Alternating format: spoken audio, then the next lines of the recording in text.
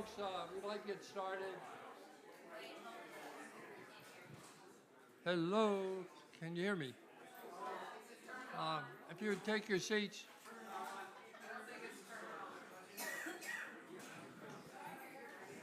Hello? Okay, that's better. If you could take your seats. We're broadcasting this worldwide. Nationwide. Before we start, I'd like to recognize Sam Eddy and Mark Burrows. Sam has been very helpful with this and supportive, and I want both of them to know that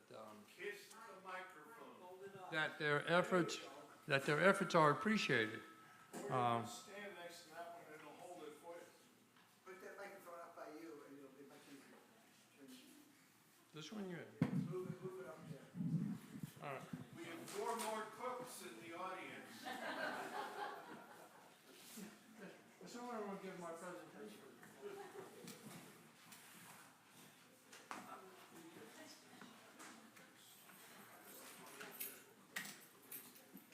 think the stand can go taller. There you go. How's that? Is that working? Hey. Transylvania Partners for Democracy. That's us. We have been organizing since the first of the year. And I'd like to welcome all of you to our first in our speaker series. We hope to have a speaker every month from now through the end of the election year, and maybe beyond. Special welcome to our Pamlico County friends who I believe are linked in with us. Pamlico County is fascinating. They didn't like the fact that George III had his boot on their neck. And they got together and organized a regulator movement during the Revolutionary War. And you know, some of those folks, our ancestors, are still down there, and they don't like the idea of a modern dictator, one who pretends to be royalty, putting his boot on the back of their necks. So they got organized, and they've been encouraging other counties to do the same. I first read about this effort in the Transylvania Times, and we followed up on it, talked to them, found out what they were doing, and sort of copied their effort in our own endeavor. As you know, you may have read the article by Tom Campbell some time back. He did a piece on what they were doing down there, and he still goes down and from time to time and meets with them. But they're ahead of us, so we've been playing a little bit of catch up since then. But I think we're going to get there. But we're following their example. They're leading the way and showing us how to best do this. Pamlico Partners for Democracy in Pamlico County. Our choice in November is between autocracy and democracy. It's much bigger than Trump and Biden. It's a way of governance, and that's at stake. We know Trump and his right-wing lackeys, extremists, whatever you want to call them, are a threat to democracy. How do we know this? We know it because he's told us. Donald Trump has told us that he does not like democracy. And if you haven't heard that message, Dan will help you out a little bit and refresh your memory maybe for some of you later this evening. There's also this Project 2025 that came out of the, I call it the stink tank, the Heritage Foundation, that lays out in some almost 1,000 pages what he plans to do to the government, to taking out civil service, overhauling, making the FBI subservient, a whole list of things that he is planning to do to consolidate his power. He has been quoted, one of my favorite quotes that he's made is that he said that in his first administration, he was too nice. And so he's made it clear what he's up to. And Project 2025 lays it out pretty much. You probably don't want to read 900 plus pages of that, but there are good summaries around that give you an idea. know that the Republican Party, what used to be, I call, or what is now the Trump Party, is at war with democracy. We see it every day in their attacks on education, on social services, on minorities. I don't have to go into it. They are at war with democracy. That is part of their zeitgeist. And they are playing it to the hilt, and it's going to be up to people like us to stop that. And the only way we can stop that is make sure they don't get any more power than they already have. So, is a cliche true? Yes, it is. Cliches are often true, not always. But this one is true. This is the most important presidential election in my lifetime and yours. Because there's so much at stake. There's so much at stake. So, no business as usual in 2024 around the presidential election. No taking a pass. No bullshit. So, let's bring in the real expert on demagogues and white supremacy. It's my personal pleasure to introduce tonight's speaker, Dan Carter. We crawled out of the swamps of South Carolina low country together. Well, no, we didn't crawl out together, did we? But at the same time, we crawled separately. In the 40s. Oh my God, so long ago. We've been friends since graduate school at Chapel Hill. And Dan has lots of credentials. I could take up the whole evening going through his credentials. In fact, he has so many credentials and accolades. He didn't leave any for the rest of us. I mean, and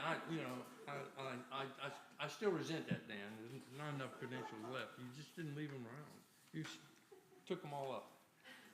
He's an authority on the New South.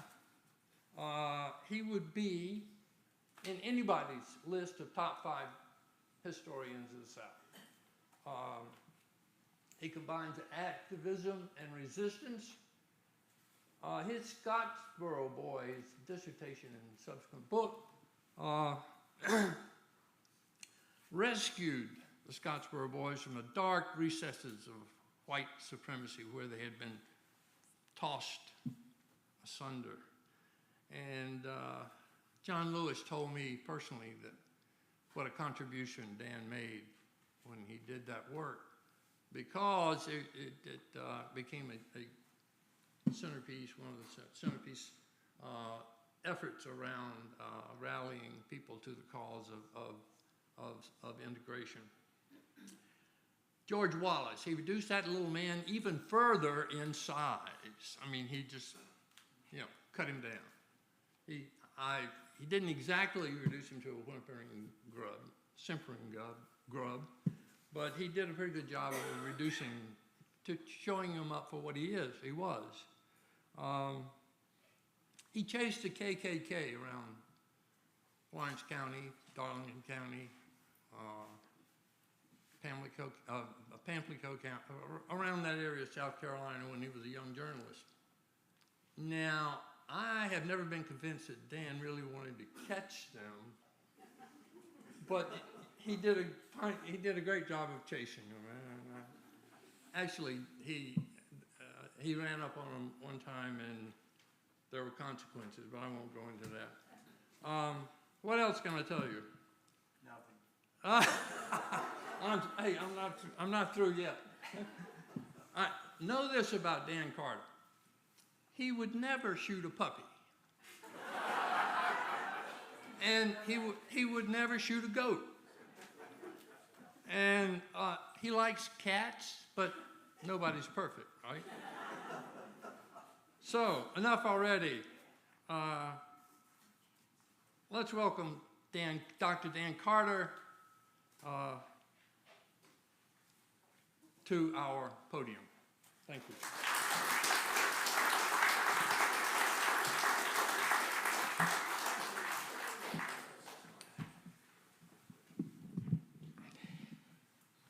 I hate these things. First of all, I want to agree and thank Sam Edney, but I should say I invited both the Republican and Democratic Party to send people here. I sent an invitation to both because I want to emphasize that we are not an offshoot of the Democratic Party. Some of us are, others are not. But our task here is to try to bring people together. Okay, we've got some slides and shows here, which I can't see because the back screen doesn't operate.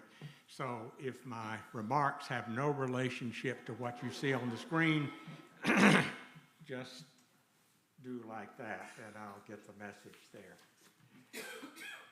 I want to thank not only Wayne, but Tyree Griffin and the Mary Jenkins Center for allowing us to use this space. Can you hear me okay? Okay. I'm especially grateful. What's that?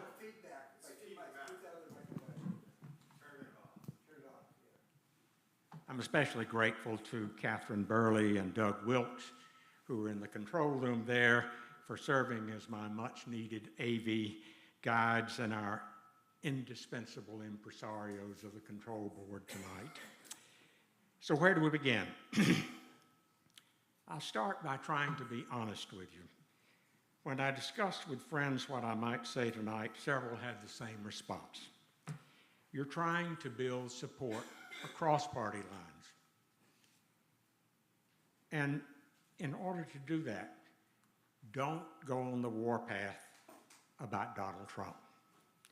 It simply raises the hackles of his supporters and makes it impossible to reach across these partisan divisions. Unfortunately, I've learned from experience over the last year, and particularly over the last 3 or 4 months, that at this point at least, it is difficult to have a fruitful discussion about Donald Trump with his most dedicated and passionate supporters. But this I do believe. There are millions of Republicans and independents who may not like Joe Biden, but feel deep misgivings about Donald Trump. It doesn't take much courage for a Democrat or an independent to criticize Donald Trump. The real profiles in courage have been the 10 House and 7 Senate Republicans, including North Carolina's Richard Burr, who voted to impeach Donald Trump. The majority either declined to run for re-election, they knew they couldn't win, or they ran. In most cases, they lost. When they voted, they knew the consequences, but they placed the Constitution over their party and their own self-interest. When Tom Rice, congressman from my own district, was attacked, as someone said, for betraying my president, he said, I'd rather have it on my tombstone, I betrayed my president, than I betrayed my country. So, I have to believe that there are Republicans not only across the country, but here in Transylvania County, who are equally concerned. And it is those individuals to whom I'm really speaking. We'll continue to have disagreements over policy. That is the essence of democracy. But this year, we must concentrate on one goal: preventing the re-election of Donald Trump.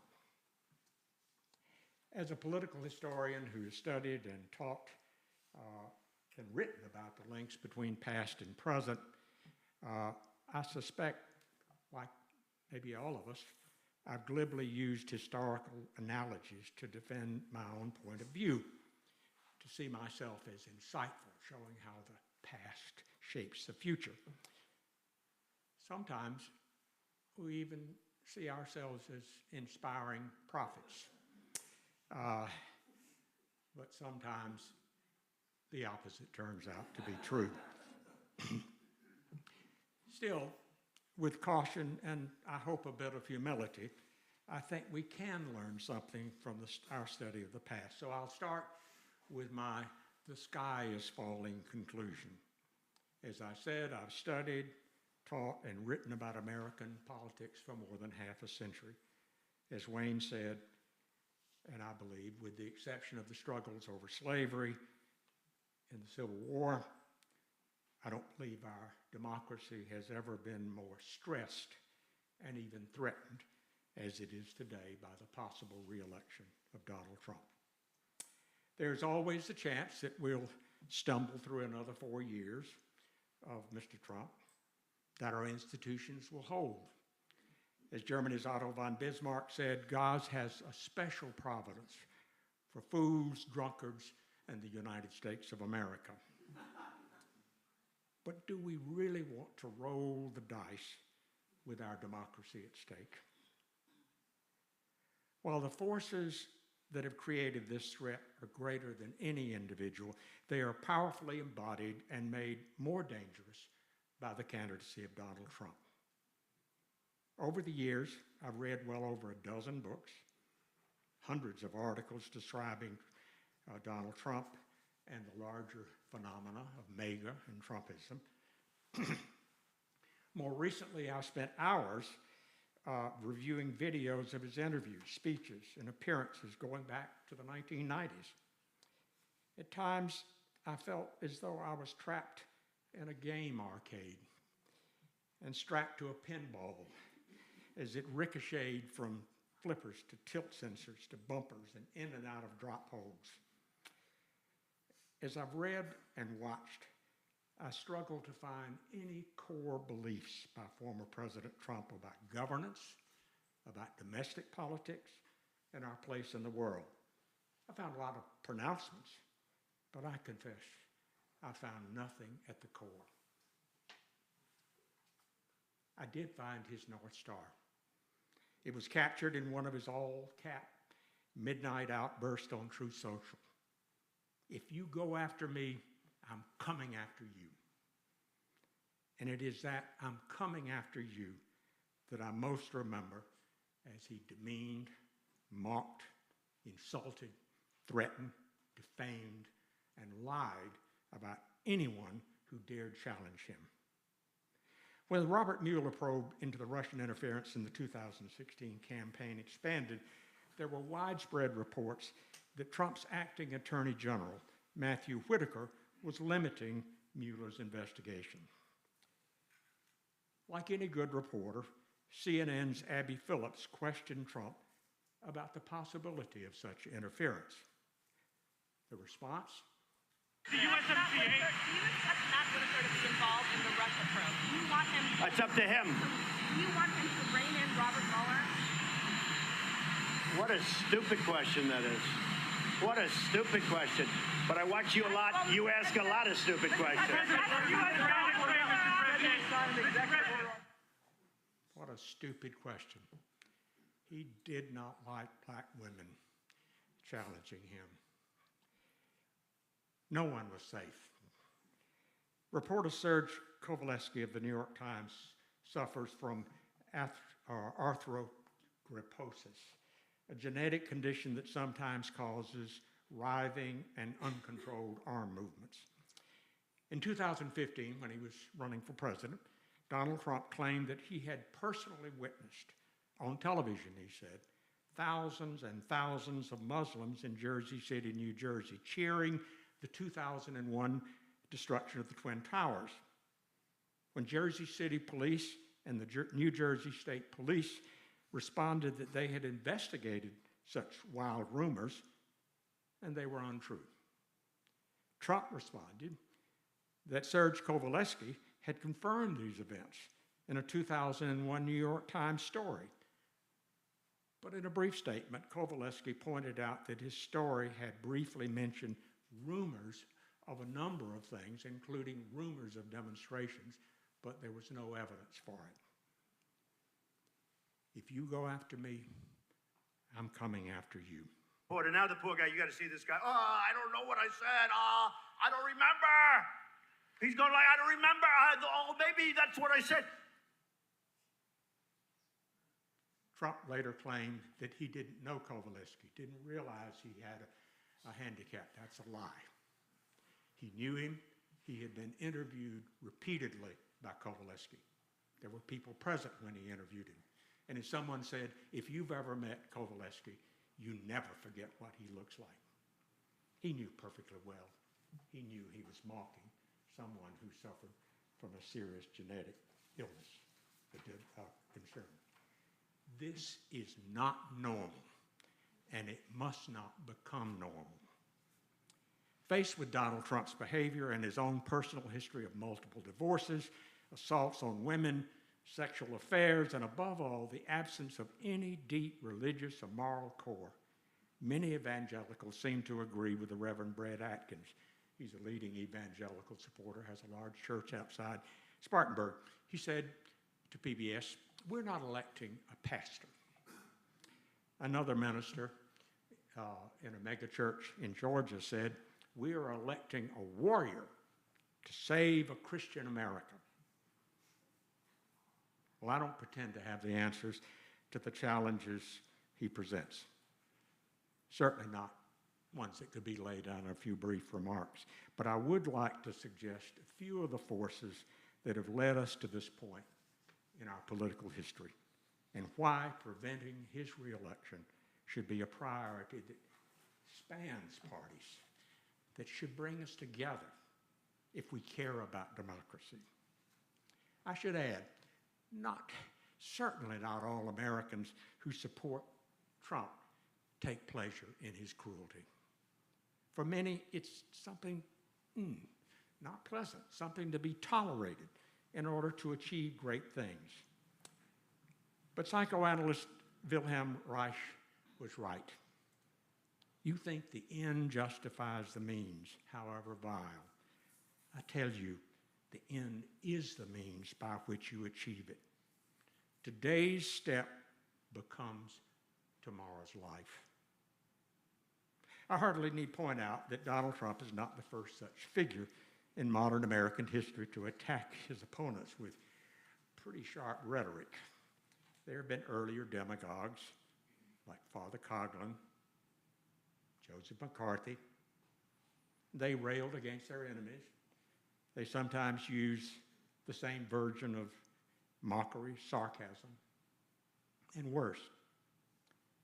But in their case, the relationship between words and actions was clear. No one saw their statements as a joke, as something funny to be laughed at. Donald Trump operates in a different world, a different media world. In part, such behavior is possible because he and his imitators thrive in a culture saturated with the language and words we once quaintly called vulgar. And so when Donald Trump refers to the President of the United States with a phrase like I won't say it, and the Anglo-Saxon word for excrement that rhymes with sit, the crowd roars with laughter and applause. To borrow a phrase from Dorothy in The Wizard of Oz, Toto, I have a feeling we're not in Kansas anymore. But this is more than earthy language. In March, Trump posted on his Truth Social account a video of a doctored photo on the back of a Long Island pickup truck. It was a video showing President Biden, eyes closed, tied, bound, and apparently unconscious or dead.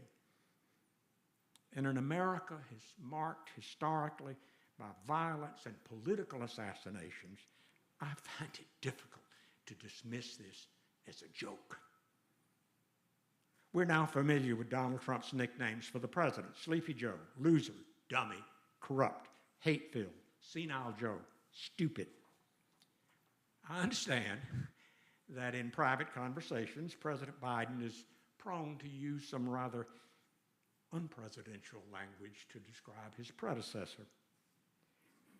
But Biden, like most responsible politicians, realizes that a certain amount of public hypocrisy is the price we pay for maintaining a level of civility, a civility that is essential if we are to live together, to talk to each other, and to reach any kind of common agreement.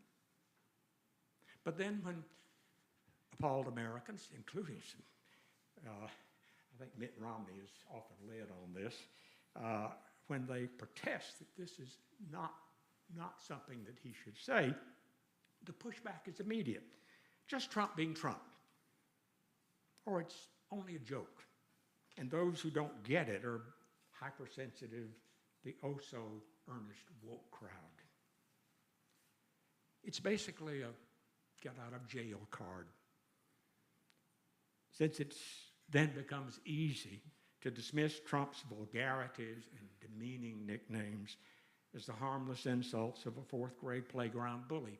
But he's not in the fourth grade, and he's not a playground bully. He has been the President of the United States, and he may be the President of the United States again. When he uses violence, language, threats, bloodbath, violence in the streets, death and destruction, riots in the streets, it's not only false, it's not true. It conditions us to see a world of chaos and fear that makes us vulnerable to our worst instincts, because this is how we react when we're frightened. The amygdala kicks in, and there's no rational thought. It's just strike back. This is not normal, and it must not become normal. The power and danger of that language can be seen as he reacted to his defeat in 2020 into the laundry list of indictments, 1 conviction in a civil trial and 4 indictments to go. 1 in 6 election workers received threats after the 2020 election. Some were simply insulted, bullying. Others threatened physical assaults against them or their families. In several cases, over 90, according to the U.S. Marshal Service, death threats. The number of serious threats against federal judges and prosecutors has exploded from less than 70 criminal investigations in 2019 to nearly 500 in 2023, and the list keeps going up. I believe this behavior is modeled and sanctioned by Donald Trump. Over the last 15 months alone, he has insulted, verbally accused, and abused, and in some cases threatened prosecutors, judges, their family members, and court officials by name 138 times.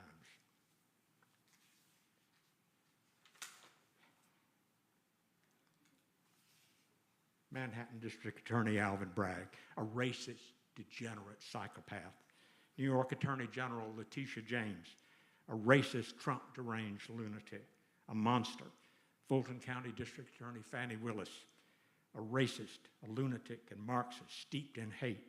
Justice John Merchan, one of the most apparently widely respected judges in America, and in New York, a Trump-hating judge with a Trump-hating wife and family. That's because a daughter of his donated to and worked with a Democratic group. Oh yes, and special counsel Jack Smith. Misfit, thug, corrupt, deranged, psycho, a raging and uncontrolled Trump hater. He is, in fact, an independent. He has prosecuted the cases against Democrats and Republicans. He is, from everyone who knows him, one of the most fearless and independent prosecutors in America. He served on the International War Crimes Tribunal precisely because of that. According to the U.S. Marshal Service, half of the trial judges handling the Trump cases, handling cases arising from the January 6th attack on the Capitol have received significant threats and harassment, including over 60 death threats. 2 judges trying cases involving former President Trump have been placed under 24-hour-a-day, round-the-clock protection because of repeated and considered to be serious death threats. What is most unnerving to me is the way in which our reaction to this increasingly violent language, escalating threats, has declined over the past 8 years. Psychologists call it habituation, a process in which, through repetition, words and acts that would have horrified us in the past gradually come to be accepted as something to be greeted with a shrug. In her new book, Kingdom of Rage, Elizabeth Newman, devout evangelical, former Assistant Secretary for Counterterrorism in the Trump administration, warns of the increasing number of Americans who are willing to embrace violence in order to achieve political change. Now, this isn't just one party, but the polls are interesting. About 29% of Republicans say it will be necessary. Less than 10% of Democrats say we may have to use violence. So yeah, it's pervasive, but it's not on the one hand and on the other. The past may not be a roadmap for the future, but we do know that throughout history, violent and dehumanizing language, monster, depraved, lunatic, psycho, they all set the stage for violent acts. The words precede the acts. This is not normal, and it must not become normal. Eventually, Donald Trump will disappear, but his success in creating an America in which the critical distinction between fact and opinion disappears. He's not alone responsible for this. It's a much broader kind of development. But during his 4 years in office, Donald Trump told over 30,000 lies and seriously misleading statements. Now, I have to say, politicians seem to have a great deal of difficulty keeping facts on the straight and narrow. He's not unique in that respect. I worked 20 years with Jimmy Carter at Emory University, and he's one of the most decent, honorable, and honest people I've ever known. But listening to him as I did, he could massage the facts a little bit so that they were maybe a little more useful. But no president, no president in our history has ever approached this pattern of flagrant dishonesty. And particularly, what is so true of Donald Trump is that other presidents, when they get caught in lies, they back off.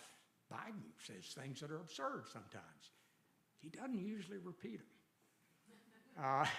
Once somebody calls him out on it, Trump does. He knows they're lies, and yet he keeps on. On one level, such lies simply continued Donald Trump's lifelong pattern. He built the Trump brand on what he called hyperbole. His daughter Ivanka learned well from her father. Perception, she said, is more important than reality. If someone perceives something to be true, it is more important than if it is, in fact, true. Perception, not reality, not truth, not facts. In 2018, Steve Bannon, who was the former head of the right-wing media outlet Breitbart News and chief political advisor for President Trump, cynically laid out the strategy. The Democrats don't matter, he said. The real opposition is the media. And the way to deal with them is to flood the zone with, you can read it. That may be an effective sales pitch when you're hyping an overpriced real estate deal, but as president and political leader, Donald Trump's contempt for reality, facts, has had a far more serious impact on policy issues and even more so, I think, on America's confidence in the institutions and expertise that are essential in protecting us in our complex and interdependent society. He didn't do this. This has been on a downward trend for a long time, confidence in our institutions. But we cannot function in a society, in a democratic society, unless we restore that. We accept the fact that institutions are imperfect, but we cannot live in a world in which we believe that individuals trying to do their best, whether they're public health officials or government individuals, are traitors who are betraying the country, which is exactly what he argues. My gut tells me more sometimes than anybody's else. Our brain can tell me, he said. Donald Trump said that in a 2018 interview in which he also dismissed global warming as a Chinese propaganda plot. If you couple his insistence that he knows all with his repeated accusation that scientists and elite experts lie to you, judges and prosecutors lie to you, government employees lie to you, dedicated scientists and health professionals lie to you, above all, the mainstream media lies to you, that leaves only one alternative for many Americans. You ignore those arrogant elites and create your own alternative, comforting version of reality. And if there's any doubt, you turn to Donald Trump to show you the way. For many months, I resisted people's accusation that the Republican Party was a cult. I think that's a dangerous kind of word to use. I no longer resist it. It is a cult in the sense that it is totally beholden to one individual. Just read the newspaper, you see it.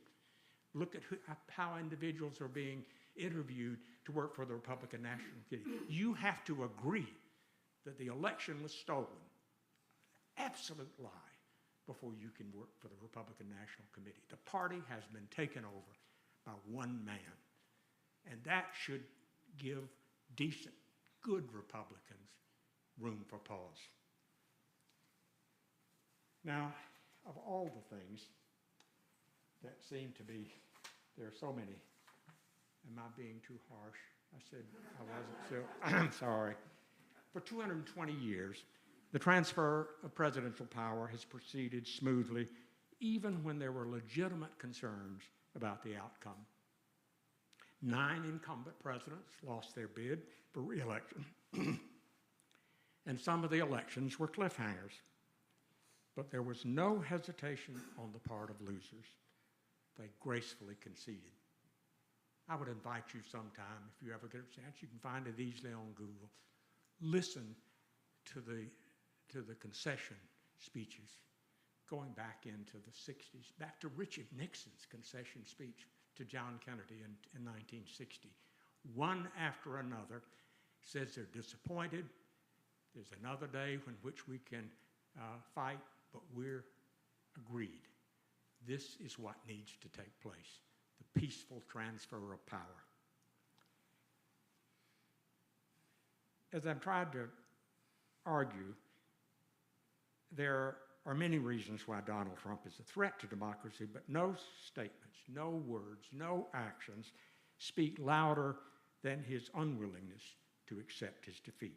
Well before the 2020 election, Donald Trump had already set the stage for election denial by repeating the poisonous claim that the nation's voting system was rigged. And when he refused to accept the election results, he followed Steve Bannon's advice, flood the zone with, He set in motion a tsunami of lies on right-wing media, instigating a web of fake lawsuits and phony electoral schemes, even as he personally,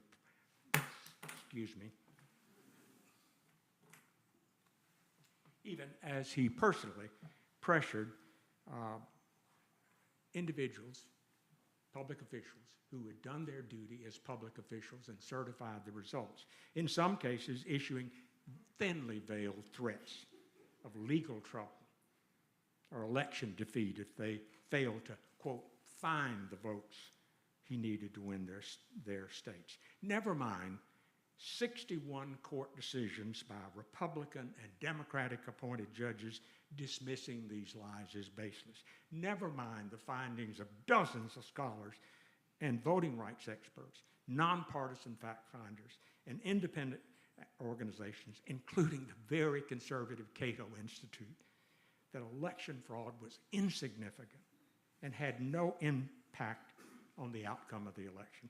Never mind the fact that virtually every one of Donald Trump's advisors at the time he was president, when the election results came in after a couple of weeks, they said, it's fair, you lost.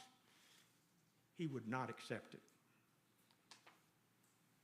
Depending upon which poll you cite, 65 to 69% of Republican voters claim to believe that Donald Trump won an election he lost by 7 million votes.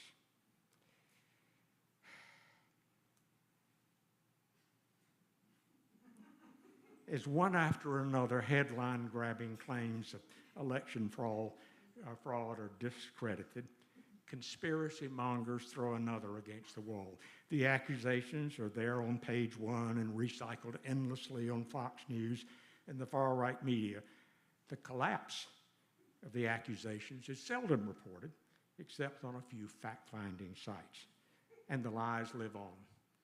And you slap one down, whack-a-mole here, and you slap another one down, and there's no chance. You can't. A lie has gone on. I find that, to me, as someone who has testified as a voting rights expert in 4 cases, this I find the most incomprehensible, because I've talked to friends, Republicans, who I think of as intelligent, thoughtful people, telling me it was rigged. I've read a book called Rigged. That is, I read it 20 pages and threw it across the room. It's packed with lies. Unfortunately, it was a library book, but I didn't break the binding, I promise there. That. Okay. When the horrific events of January 6th took place, I thought, this is the turning point. For 3 nightmarish hours, and then through reruns, television shows, and congressional hearings, follow-up articles, and books, we relived this extraordinary attack on the United States Capitol, something not seen since the British burned it in 1814. But even as overwhelmed Capitol Police struggled to hold back this violent mob, the President of the United States, Donald Trump, sat in the White House dining room for over 3 hours, watching the live television coverage on Fox News, repeatedly rejecting pleas from his family, from members of his staff, from everyone in the White House to please make a statement and ask people to withdraw from the Capitol. At one point, White House counsel Pat Cipollone pleaded with White House Chief of Staff Mark Meadows. He said, "You've got to persuade Trump to stop this riot." Meadows replied, "He doesn't think they're doing anything wrong. He's not going to stop it." Eventually, the riot was put down. The Congress reconvened, and Vice President Pence performed his constitutional duty, affirming the election. But from that moment on, former President Trump and his close advisors have continued to promote the big lie. 3 years later, for millions of Americans, the truth has been turned upside down. According to former President Trump and his most devoted followers, there may have been a few bad actors that day in the storming of the Capitol, but they were probably Antifa or maybe FBI provocateurs or any of another nonsensical claims. Most of the individuals, as one of his advisors said, peacefully strolled through the Capitol. We are sure that they were simply patriots, showing their understandable outrage over Biden's fake election. Since January 6th, on more than 20 occasions, Donald Trump has either directly or implicitly approved of the violence to overthrow the election.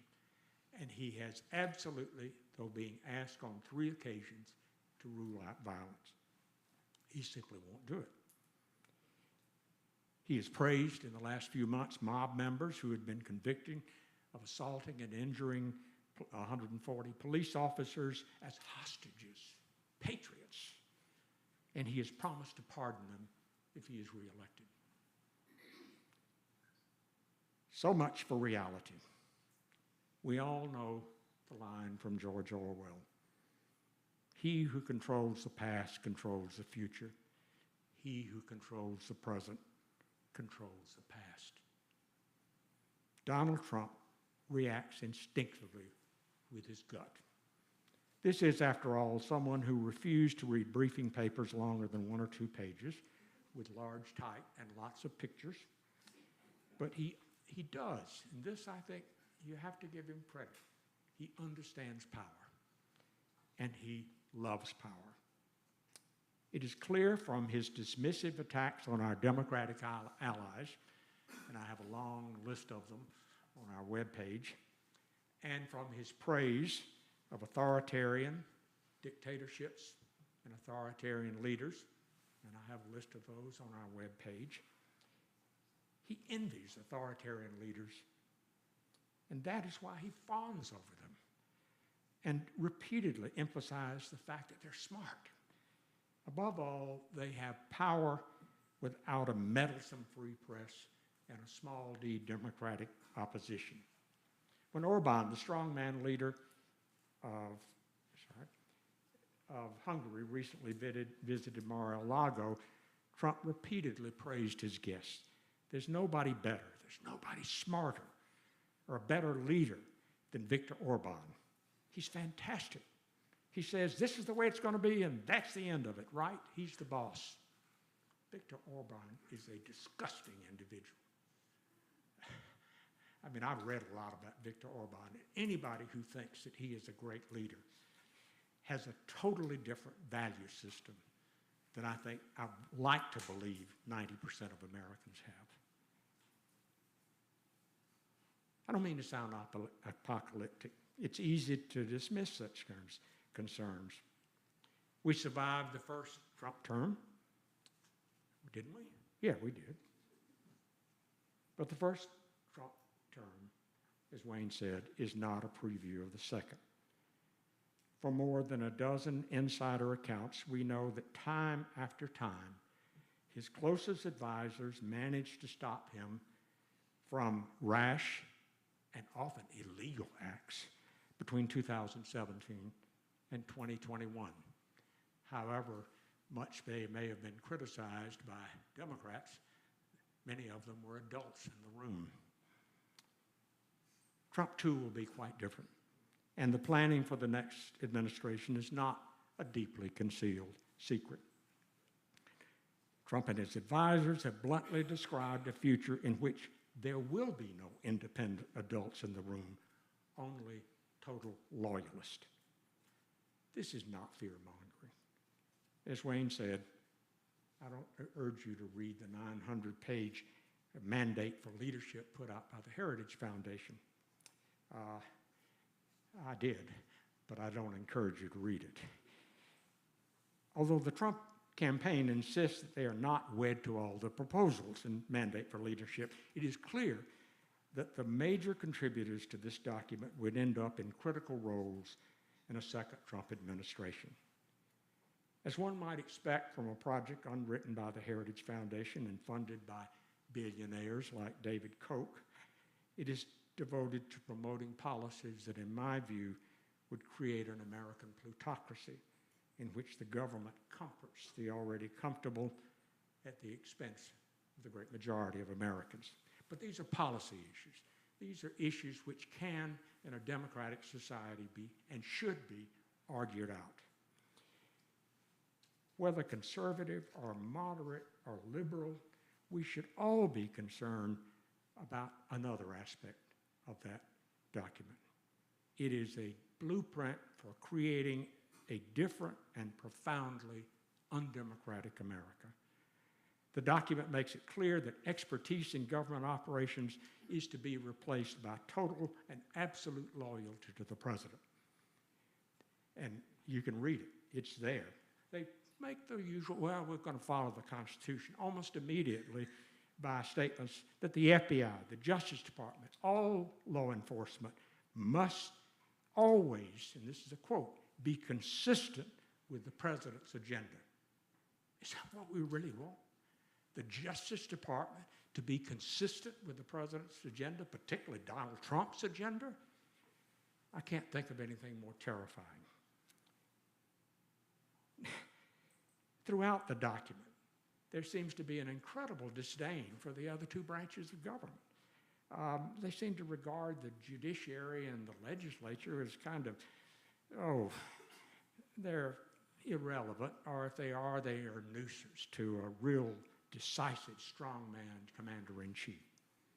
Never mind that placing such power in the hands of a single individual contradicts one of the central elements of our Constitution, the division of power among the three branches of government. Having rebelled against a monarch, the thing the founding fathers feared most was the concentration of power in the hands of one individual. So, I ask you to join this effort, and I'm sorry I've gone on longer than I intended to, but I ask you to join this effort. And I really want to. I know that it sounds like, as I said, I know this is going to sound like a Trump bash, but I know that even those who may find my statements objectionable must feel some uneasiness. And I just want Republicans and independents who are wavering to stop and think, not about the perfect candidate. If we wish this, we wish this other candidate, we wish this other candidate.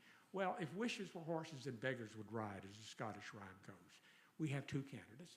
You can write in somebody else if you want, but we can't create a new set of candidates for 2024, and so we have to make a choice. So I ask you to talk to your friends, become involved, speak out with a passion, but without rancor toward those with whom we disagree. Beyond that, I don't have any precise blueprint for action. As I finished these remarks, I kept thinking about an interview I read, it's been 5 or 6 years ago, but it kept coming back to me. It was an interview with Władysław Bartoszewski. You may not have ever heard of him. Until I read this interview, I hadn't. As a young Polish journalist at the beginning of World War II, Bartoszewski joined the resistance to Nazi occupation. He smuggled Jews out of the Warsaw Ghetto during the early days of the war.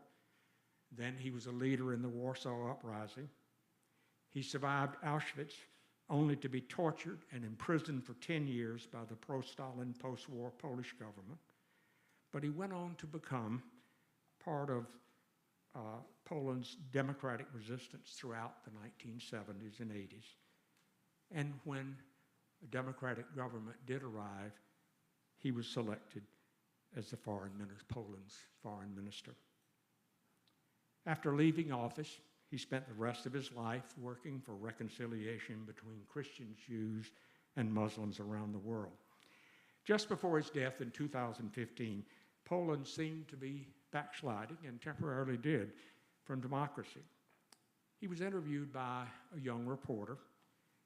She asked, what should Poles do as they face new challenges to their democracy from the right-wing Law and Justice Party, group very much like Orban's? The interviewer expected him to give an elaborate blueprint for action. Instead, he replied with a shrug. Just keep your courage and try to be decent. Whether you were decent, that's what will be remembered. And that is how we will be remembered, whether we retained our courage and our decency by joining together to preserve the world's oldest democratic republic. Thank you very much.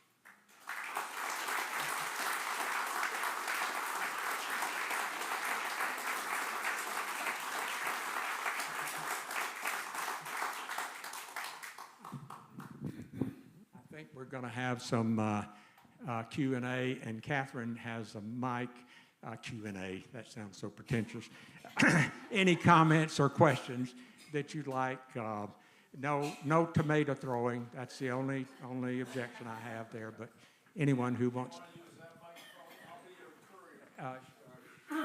Catherine's got one right there. By the way, if we wanted to know more about your partnership, how could we read more about it? I'm baiting you today. The best thing is, we've got some handouts here, but the best thing is to go to the website. All you have to do is to look Transylvania Partners for Democracy on Google. It should show up. We have, with the help of, I may have contributed the material, but sure as heck didn't have anything to do with setting up the website.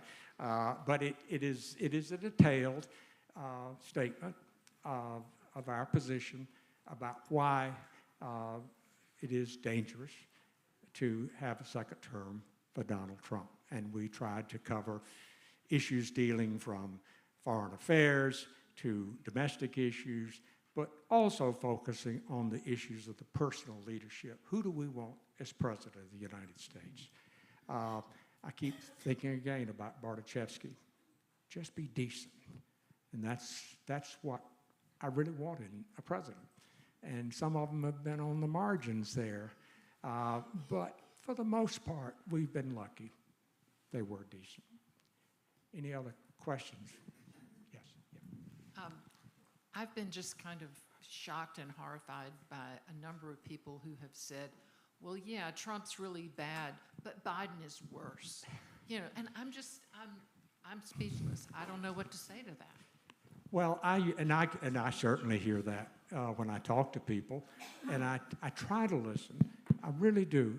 I have strong feelings, but I've always prided myself on trying to listen to other people, and sometimes I even change my mind. But what has frustrated me is in asking why is, and I know you don't like Biden's policies. I can understand that. But what is it you don't like about him? What is it that makes him a threat to democracy? And the answers haven't been very satisfactory. Well, the border's open. Well, we had a chance to at least partially fix the border. And what happened? Donald Trump said this is going to lose a political issue here, so nix. A bipartisan plan was thrown down the drains. It wasn't a perfect solution to it. It absolutely isn't. But I don't believe anybody has a perfect solution. The notion that in a world in which people are on the move everywhere because of famine, it's a different world. There are things that we can do, but to say that he has somehow opened us up, and the one that can I just go over this, because this Biden crime wave of immigrants is an absolute lie. We have, I mean, in social science, it's sometimes hard to say with absolute certainty, this is true or this is not true. It's often shades of gray. We have 4 massive studies comparing individuals who are native-born Americans, who are first-generation immigrants, and who are undocumented immigrants. And every one of these studies shows an enormous difference between immigrants and Native Americans. Native Americans in Texas, one of the biggest studies that was done, are 4 times as likely to commit crimes as undocumented immigrants. And why not? But if you're an undocumented immigrant, the last thing in the world you want, it boggles the mind. So we get that. I get that. Or he's unleashed the government on Donald Trump. There's only one federal case by an independent prosecutor. The other cases have been, say you don't believe they're fair. That's fine. I'll argue about which are fair and which are not. But in no case can I find anyone who can give me concrete evidence that in any way Joe Biden, a garrulous Irish politician who talks off the head sometimes when he shouldn't, who says things he shouldn't say at times, is a threat to democracy. But you hear it. I'm sorry, that's a long-winded answer, but it's yes, Dave. Did you see the Bill Barr interview where he actually answered that question? When asked why it was that the Biden administration was worse than Trump, it was because the Biden administration is coming down hard on gas stoves and kitchens. Yeah, it's maybe he was joking about that. That is a He wasn't smiling. No, I mean, I understand that. I understand if people say, I don't like Joe Biden's policies. I don't like him for giving loans, for example. Or I've heard a litany of all those things, and I say, great, there are a lot of things that Joe Biden's done I don't agree with. But that doesn't go to the fundamental question about preserving democracy, about consolidating power in the hands of one individual. And that's what we need to be thinking about. Yeah. You mentioned that Donald Trump is primarily interested in his own power. He never struck me as the brightest star in the sky. Do you see any particular individuals or groups that are pulling his strings to promote this movement toward some sort of authoritarianism? I mean, I'm not sure anybody pulls Donald Trump's strings. He's one of the most. If you sometime go back, if you get a chance, and watch the television show that goes back into his time as a young man and a cadet at a school in his early life. He's always been uncontrollable. His mother talked about it. Nobody could tell him anything.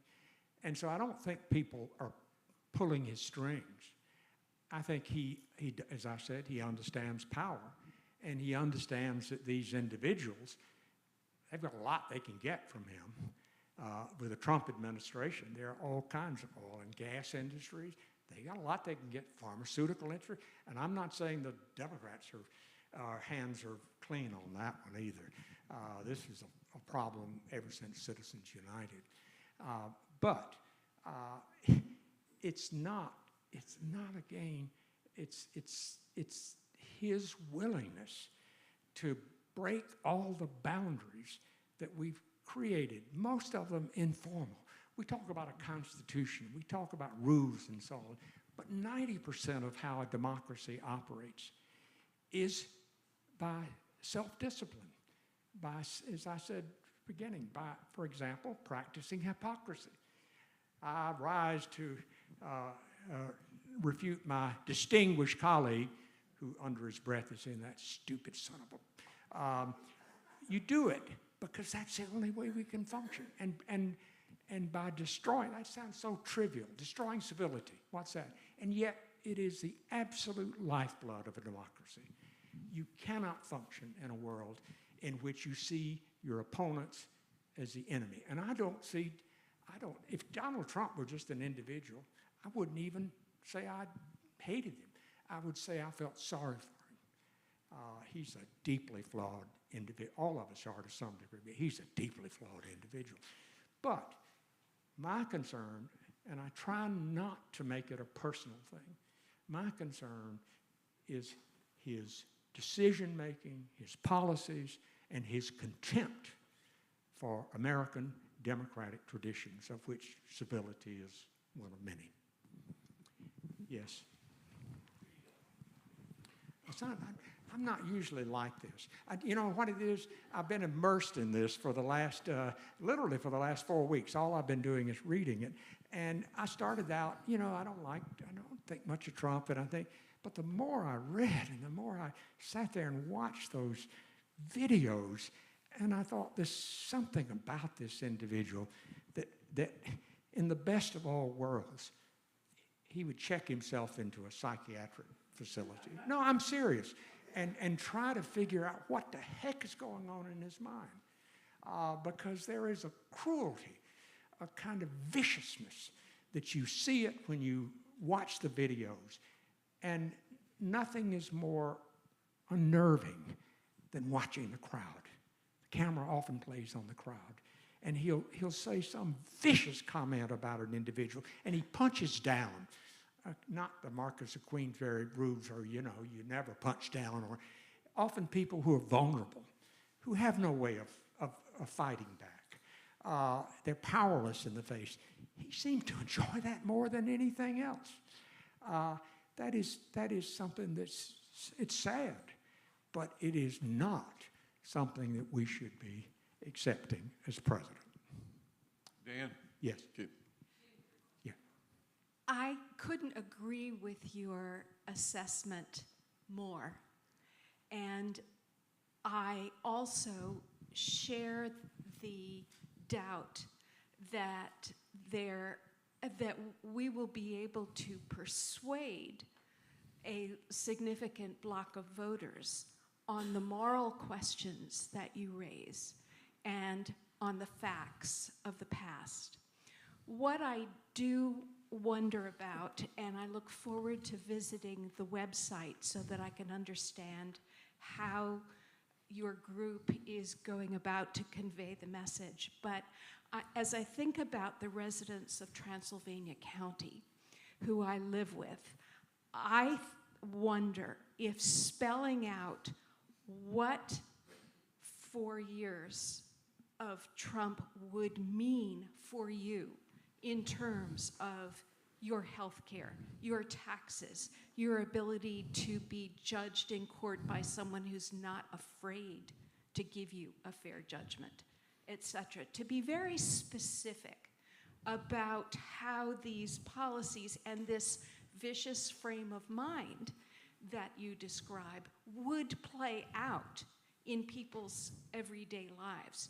Because I think that we tend to take a fairly high altitudinal view of the issues, but I think that a lot of people vote with their pocketbooks, with their personal circumstances, and I'm not sure that there's a complete understanding of how this plays out, and especially as you mentioned the Heritage Foundation, the summaries that I'm seeing in the press that lay out the key implications there, I think are deeply disturbing, but that they have to be conveyed in real life terms. And I look forward to hearing about that as in the run-up to November. Well, I wish I could say that our website has a lot of that. It should, and it's a work in progress. I think that's one of our failings, that we're so caught up in the national issues, and it's true. It's not just true of us.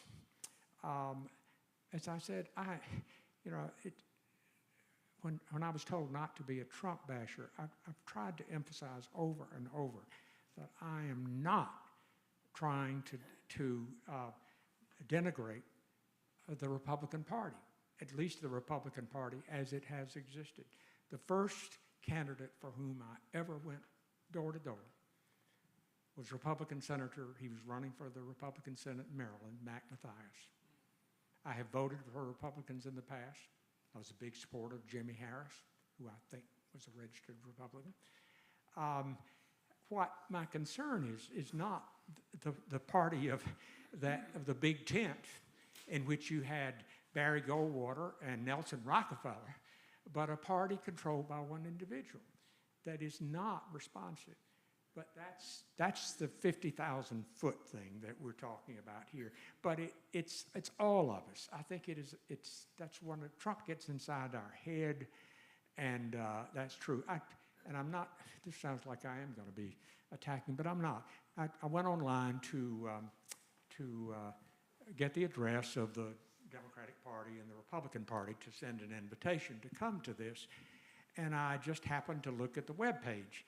And I expected to see a whole list of issues dealing with Transylvania County and with exactly the kind of things you're talking about. And the first 30 articles that I read, and they go backwards, were all, 90% were about Trump. And they were all from news sources that I don't even regard as respectably conservative. They were not from the Wall Street Journal. They were not from the National Review or even the Claremont Institute. They were from Breitbart News or Bannon's podcast that he has. And I think we've all let Donald Trump get inside our heads, and it's not healthy. It's not healthy for the country, and it's not healthy for our party and for our parties here in Transylvania County. So thanks for that suggestion. We may try to revisit that again and see if we can't. But we're trying not to. We're not, as I said. I know some of the individuals in the group are Democrats. I'm a Democrat. I'm a registered Democrat. But I tried to put that aside for this election. I've tried to say, I'm not going to argue with you. Yes, I'll talk about policy issues and why I think, for example, the plans in that roadmap that they've laid out are horrific. I mean, I don't want to live in an America that creates. But to me, we can fight our battles all over again, but we can't fight our battles if the institutions that underlie this are destroyed. And we end up with an undemocratic America in which people are frightened. Think about it. Think about all those jurors in New York who are now terrified that their names are going to be revealed. They have reason to be frightened. And that is the world that we're now in. I know we've Dan? gone on for so long, but let's... Dan, can you hear me? Yeah. Sunday on Meet the Press, Mitch McConnell was interviewed, and over the years of dealing with Donald Trump in the news, the enablers have my curiosity. So here's Mitch McConnell, 82 years old. He'll approach 40 years as a U.S. Senator for Kentucky in another year, and he stated that he will vote for Donald Trump. Explain that. Well, I think there is a, it's hard, one of my favorite quotes is from Samuel Johnson. He said, men's hearts are concealed, but their actions are open to judgment. And I do think that who knows what's going to happen. As Orwell says, who controls the present controls the past and the future history of what we lived through. But I think the real story in some ways, if things really go badly, as I sometimes fear they will, the real story will not be about Donald Trump. It will be about his enablers. It will be about the individuals who knew better, and yet out of blind loyalty to party for reasons that I don't understand, or out of simply their hatred of Joe Biden or their hatred of the opposing party, are willing to, as I said, to roll the dice. And that's what it is. You want some water? No, Wayne took my water, so I can't. You can have it back. That's all right. Yeah. Dan, thank you so much. I have become of the opinion for quite a long time that underneath all of, or much of what we're seeing, is a very real and maybe often unrecognized fear. Yeah. I wonder if there are ways that we can address the fear as a means of helping people to take a second look. I absolutely agree that fear has always been a force in American politics. It's easier to excite voters about what I mean, here I am. I'm raising tremendous fears about Donald Trump. And I do ask you, though, to try to look at it as rationally as you can and not just react, to look at issues as well as you can. It's very hard, Dick. We live in a media, I don't know whether you even caught the video, I mean the image I had up there in which I had all those dozens of media sources that are bombarding us. And the reality is the way you capture people's attention is either with excitement or sometimes with pleasure, but more often with fear. It's what rings the bells. It's what young people respond to when somebody gives them a like or a don't like. They're terrified that they're going to end up with people giving a thumbs down when you're 16 or 17, and it doesn't end when you become an adult. So the media ecosphere, I think, it's always thrived on violence. I mean, I was talking to, I got an email from a friend who pointed out that at Emory they had pretty violent demonstrations, or not violent demonstrations, violent takedowns by the state police. I don't think the president's going to last there. they can say all they want to about students that were outrageous and refused to leave, but it is going to be hard to erase the images, the videos of a young black man with his hands tied behind his back, 2 state troopers laying on him, and a third one tasering him. And that's on video. It's going to be hard to do away with the sight of a young faculty member, 5 foot 2 inch tall faculty member who had simply seen them beating him, came over and stood there, and when the policeman yelled at her to leave, she said, "I need to witness this." And he grabbed her, threw her down like a sack of potatoes, threw her hands behind her back and tied her up. That may be unfair. They're just 2 videos, right? 5 policemen that were out of control. But that's the way it works. Those are the images that we respond to. And those are the kind of images that evoke our anger, our fear, that make it so difficult, I think. That's a pessimistic answer. We do what we can. As I said, we try to talk to people without rancor, without anger, and try to listen. That's the hardest. I love to talk. I don't like to listen as well as I should, but I try anyway. Dan, a brief comment. Does anyone else have a comment? Yeah. Go ahead. I just want to poll the crowd on 2 issues. How many native Transylvania County residents are here? Okay. Yeah. 2, 3. How many of you have a college degree or an advanced degree? Okay. Something near 90% of the voters in Transylvania County have a high school education or less. They're smart. They're just not informed. They're not informed because of interest. I have an employee, homeschooled, great worker, very dependable, doesn't give a tinker's damn about politics. He loves bear hunting.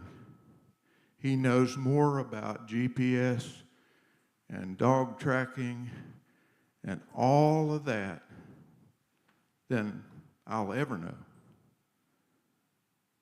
But he doesn't know anything about current events. He's smart, he's just not interested. And the last point I want to make is I moved to Transylvania County in 1973 or 4. I was hired as an engineer at Augusta. The day I walked into that plant, there were 3,300 employees. DuPont had several hundred employees. About 20 years ago, that all went away. And these native Transylvania County residents have struggled since. We've replaced that economy with tourism and service. And they struggle. And construction. They struggle to make ends meet. So what he said about rancor is absolutely true. We have to walk a mile in their shoes, to use a cliche. We have to understand where they're coming from. When I was on the school board here, 40% of the children at Brevard Elementary were from single-parent homes. It ain't gotten any better. And those people often work 2 or 3 jobs. They don't read the New York Times. They don't read the Washington Post. They are struggling to put food on the table. And in addition to fear, they got some anger. We all drove the prices of homes up in this county. They're living in single-wide trailers on land perhaps their mama grew up on. So we have to understand where they're coming from. They don't know. They're not going to go talk to Board of Commissioners about the schools. They're not going to go complain to the Board of Education. They don't know how to do that. They just want somebody to fix it. And that's why Donald Trump appeals to them. He will fix it in their mind. Thank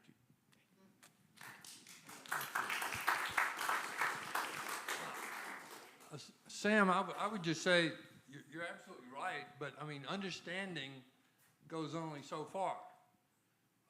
What has to be done is we have to send a message to the Democratic Party. It has to start looking out for the lower class and lower middle class in this country, and being less inclined to corporate donors. And while I'm speaking about corporate donors, I would like, Donald Trump has always been about power and money. Right now, he is beginning to feel a pinch on the cash flow side. So what does that mean? He's turning to corporate America to bankrolling through this. His own money is caught up in paying his lawyers and defending himself from all the multiple charges. So one thing that we can do, we can look and see who is funneling money to this man.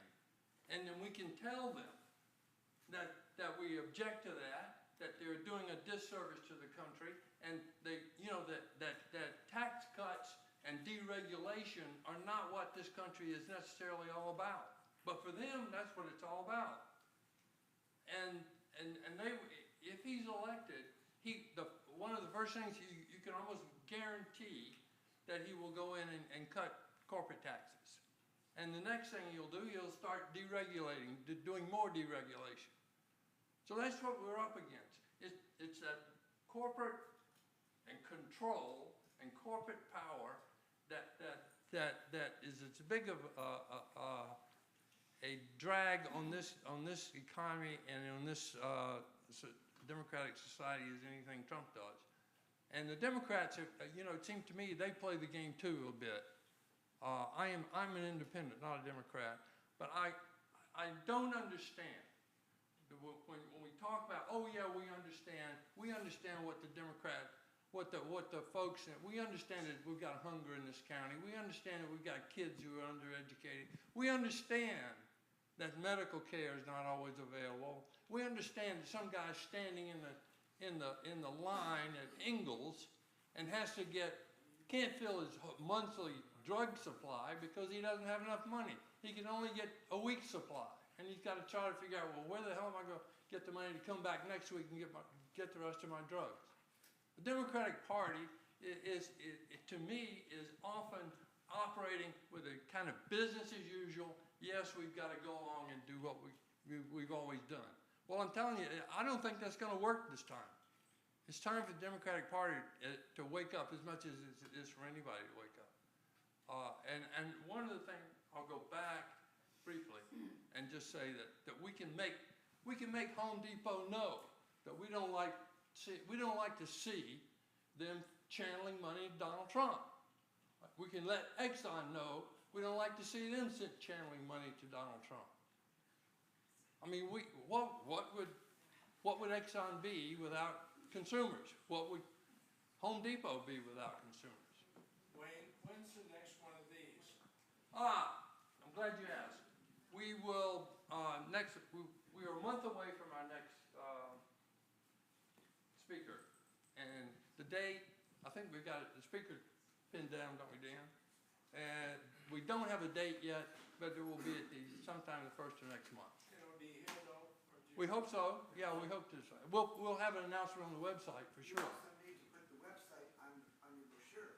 Well, yeah, those were done before the those website. were, yeah. Okay. Yeah. Figure that out. The mailing address is on the card. If you have a card, don't look for the mailing address on the brochure necessarily, but the new post office in the box and mailing address where you can send your individual contribution is on the business cards. Thank you very much.